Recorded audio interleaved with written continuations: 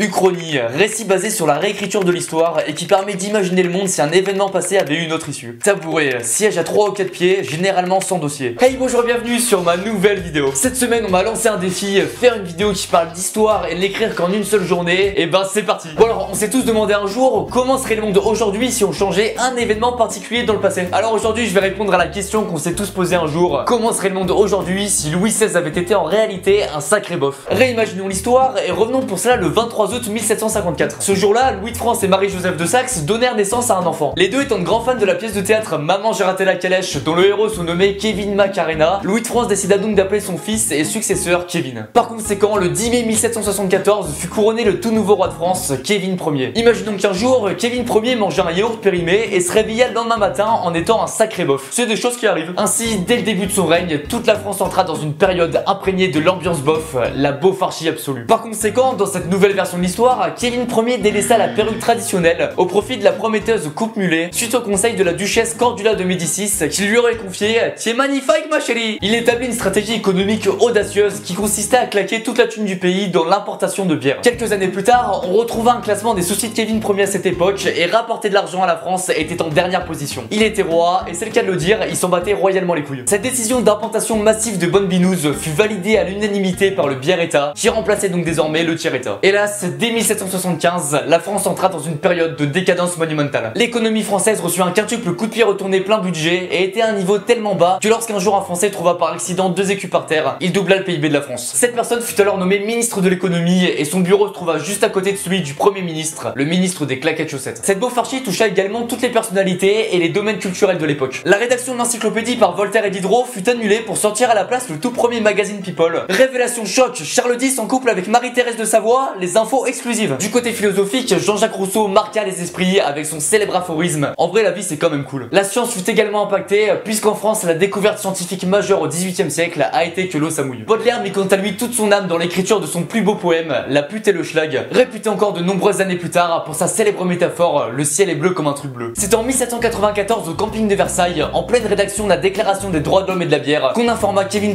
Ier de l'échec de la beaufarchie absolue. Il en perdit la tête, décida donc de se guillotiner et perdit donc à nouveau la tête. Robespierre prit le pouvoir et lança alors la terreur. Il obligea la population française à ne boire plus que de l'eau. Cette décision eut comme un effet de médicament, c'est la fameuse prise de la pastille pendant la fameuse Évolution française en 1795. Au cours du 19e siècle, la France ne vécut alors pas la glorieuse période des révolutions industrielles comme beaucoup d'autres pays. Tandis que les Anglais avaient inventé la révolutionnaire machine à vapeur, les Français inventèrent quant à eux le collier de pâtes. Cependant, le pays évitait toutes les guerres puisque toutes les autres nations avaient pitié de nous. Même des pays africains très peu développés à l'époque comme le Zimbabwe nous envoyaient des forces à vous les frérots. Mais évidemment, même dans ce contexte particulier de la France, en 1914, l'héritier du trône d'Autriche fut quand même assassiné et donc la première guerre mondiale eut quand même lieu. Les revenus générés par les colliers de pâtes ne permettaient pas à la France, alors dirigée par le maréchal Brandon, d'avoir une vraie armée. Les Allemands avaient envoyé 50 000 soldats solidement équipés d'artillerie lourde pour attaquer la France. Pour répondre à cette attaque sans moyens militaires, le maréchal Brandon avait trouvé pour seul moyen de réponse d'insulter la mère du général allemand. 3 minutes plus tard, la France avait déjà perdu la guerre. Le maréchal Brandon justifia alors cette défaite à la guerre de 11h32, 11h35 en disant qu'ils avaient pas les bonnes chaussures et que de toute façon l'important c'est de participer. Les Alliés sauvèrent finalement la France en 1923 et condamnèrent les pays ennemis à payer. Dans cette histoire parallèle, Adolf Hitler ne fut tout de même pas pris aux Beaux-Arts, mais par chance, il se trouva une passion dans la création de colliers de pâtes en France et oubliait ainsi de génocider des millions d'innocents. Le nazisme ne vit alors jamais le jour, mais les pays vaincus lors de la guerre précédente subirent tout de même une forte crise économique, ce qui déclencha la Seconde Guerre mondiale en 1948. La France, toujours affaiblie militairement, a seulement pu apporter comme soutien aux pays alliés un « Allez les gars, on vous soutient » et fut donc envahie dans le plus grand des calmes 5 minutes plus tard par les Allemands. Les combats du monde entier se focalisèrent donc principalement en France et les Alliés gagnèrent finalement la guerre en 1957, mais suite au combat, la ville de Paris fut totalement détruite. Le général Jason de Gaulle fit un ploum et décida donc de nommer en 1969 la commune de Bainville-sur-Madon en Meurthe-et-Moselle comme capitale de la France. Donc sans Paris, l'impact fut grand sur la France moderne. Bien que le pays se redressa légèrement après la guerre, son rayonnement à l'international était quasi inexistant. Le tourisme fut énormément diminué, l'économie impactée et surtout, 50 ans plus tard, Bilal Hassani commence finalement ses vidéos par « Bonsoir Bainville-sur-Madon, yeah !» Donc si Louis XVI avait été un bof, alors les intros de Bilal Hassani seraient « Bonsoir Bainville-sur-Madon ». Enfin, avec des si on refait le monde hein.